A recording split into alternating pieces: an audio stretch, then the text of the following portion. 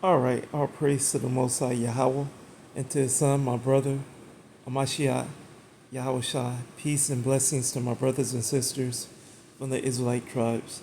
All right, in this video, um, I just wanted to give some interesting thoughts about what just happened to Trump and a few other things about um, reactions.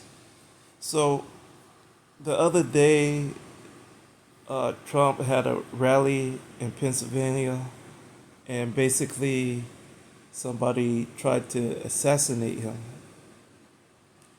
And the most interesting thing is, from what we know about the person, he was a so-called uh, MAGA type, so a right-wing type of person that attempted to assassinate Trump. Why? I don't know. Eventually, they'll come out with that information. But the most interesting reaction that I've seen was two. So on not on TikTok, but on YouTube. On YouTube, I follow a guy on there called NY Prepper. So you have his reaction and his video to the thing. I think he did a live stream afterwards. So you have that reaction versus another person that I follow on YouTube that do update on the Ukraine conflict. So with the Ukraine conflict, there's jail locations for the map. So whenever operation or combat zone is being, you know, active or on a break or whatever happens in that region, there's sources or soldiers reporting on what is going on in that territory via Rumble or Telegram. And so the irony of ironies, and I don't know if this is what you call it. There's a term for it, and I was thinking about this all day today, and now I can't even. Oxymoron.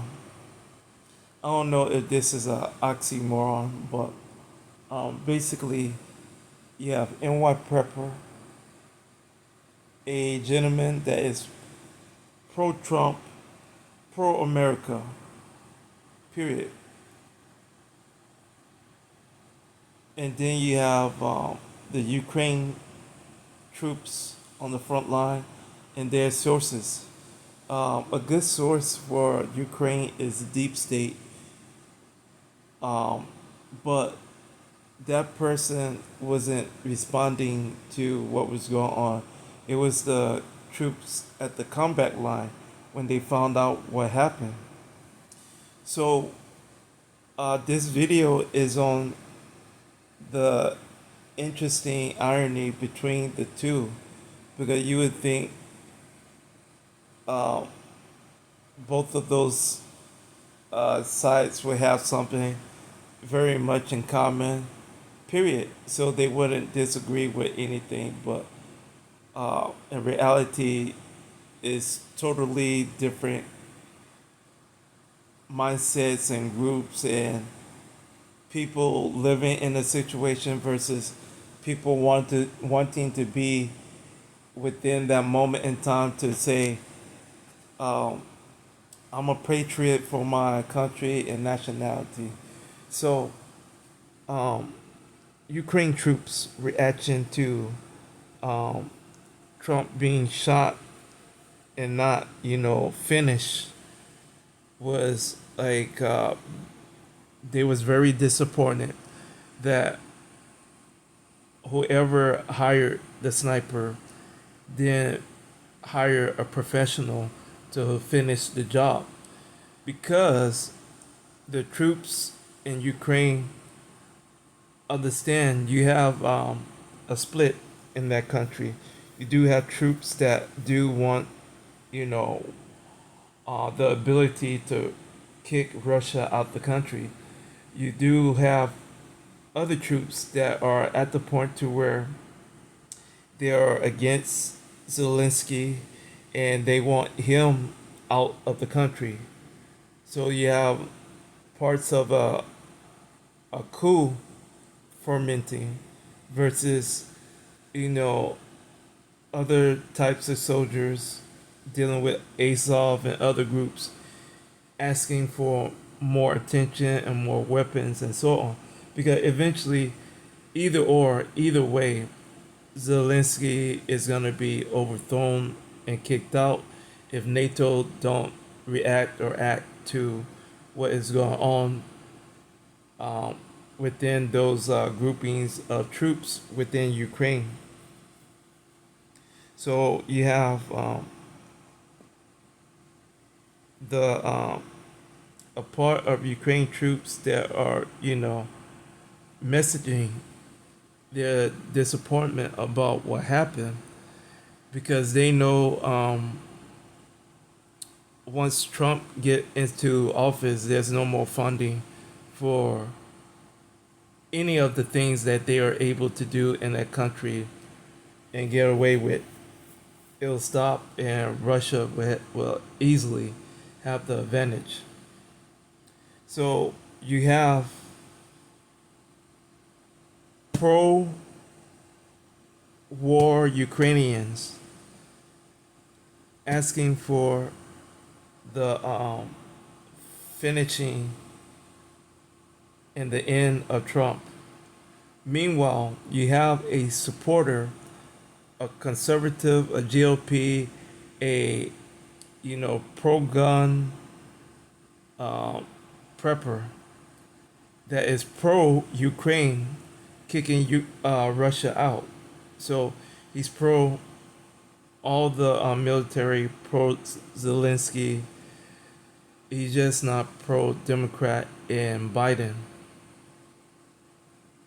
But you see the irony. So the irony is he's for Ukraine protecting its sovereignty. But as a Trump person, you realize, Trump is not pro Ukraine doing that because of all the statements that he's been saying before um, he was president, when he was president, and after he was president about Ukraine, which is all true and been proven. One of the most corrupt countries and so on. So I'm, I'm like, I hope a lot of people understand the great divide. The rights are not agreeing with each other, and the lefts are definitely not agreeing with each other. And the left are dealing with, being a moderate to the right, and that's it. They're not even far left no more. They're basically similar groupings of people. So the thing is, what's gonna happen if Trump survives? He's gonna definitely go into a war setting with Iran. He's gonna not just fund Israel, to do whatever it needs to do with Hezbollah and Hamas, but he's gonna fund the U.S. military to do whatever it needs to do with the Houthis in Iran. So, which leaving Ukraine in a power vacuum, because obviously at the same time, uh, Trump is gonna poke China and push China into a conflict. So, uh, these fan groups of the right and the left, they are not going to be able to have it their way, period. So, I believe this event is dealing with that reality of not having it your way, period. Everybody can see the writing on the wall, you know, especially if you're a MAGA person that support Ukraine versus Israel, because a lot of them, and this is the other irony, um, a lot of those Republican Christian types are not pro Israeli Jewish state or Jewish anything, while Trump is. So, the writing on the wall for that person that committed that crime of attempting to assassinate, he saw what was going on, and he's like, you know, we could do without this person, and whatever happens right here, right now, will escalate what we want to see happens. So, this is the point that I wanted to make. The fan groups are gonna come to a reality to where they are noticing that those agendas that their candidates and the presidents have are not set in stone, and they're not supportive of the foundation of the party and the belief systems that they have. It's catering, everybody cater in politics to special interests. So, this is what's going to happen with Trump. This is what's happening with Biden. So, for them to now realize it and not realize it before, but now seeing it and saying, this is not adding up, I need to do something about it. Um, it's never too late, but it's one of those things to where, um, if you're critical thinking and you have like a understanding of those people background and the company that they keep, for a fact, once you start critical thinking, um, they're gonna leapfrog over a policy and a position in a lobby to get to another special interest, another lobby, a new position, a new agenda. So, um, what we're gonna be watching in the near future is both group, political base, fan base, having meltdowns, and these meltdowns are gonna be pointed towards the old administration, the new administration, and towards whatever um, circle that Biden and Trump are keeping. A lot of these similar crimes are gonna be pointed towards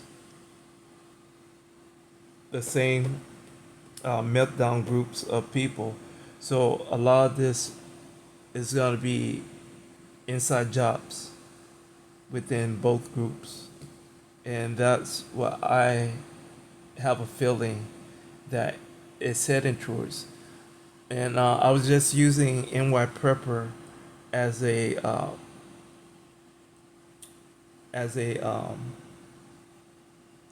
example. I don't think he's that type of person to where he'll be involved with that meltdown, but you could tell that he's a very patriotic person, and he's very, um,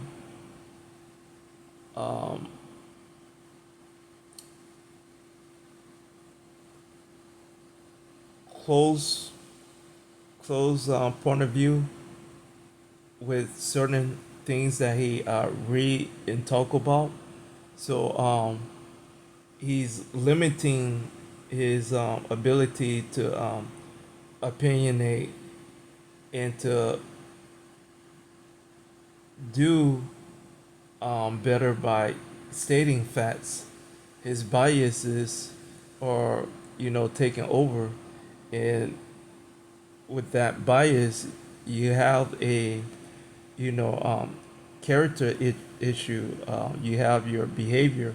Your behavior is you a pro Republican, patriotic, heavy conservative, right wing person, but your understanding of the sovereignty with Ukraine being anti-Trump because Trump is gonna not support that war or conflict anymore.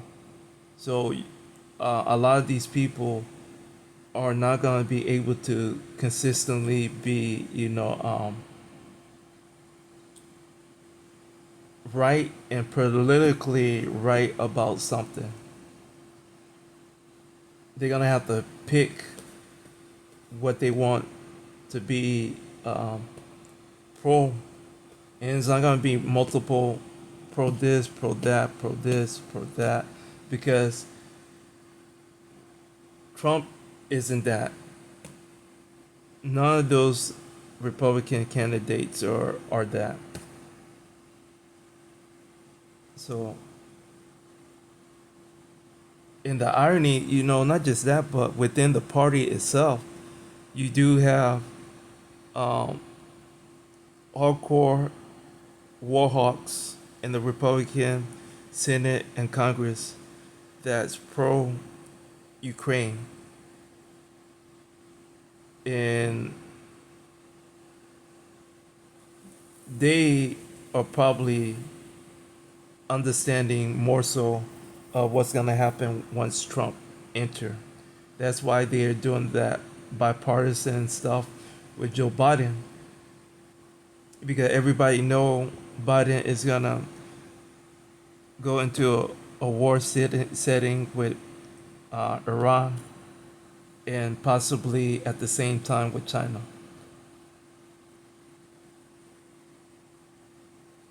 And it don't take a rocket scientist to know this because of all the executive orders and rollbacks that he did with treaties and other nuclear treaties, armament policies. So um,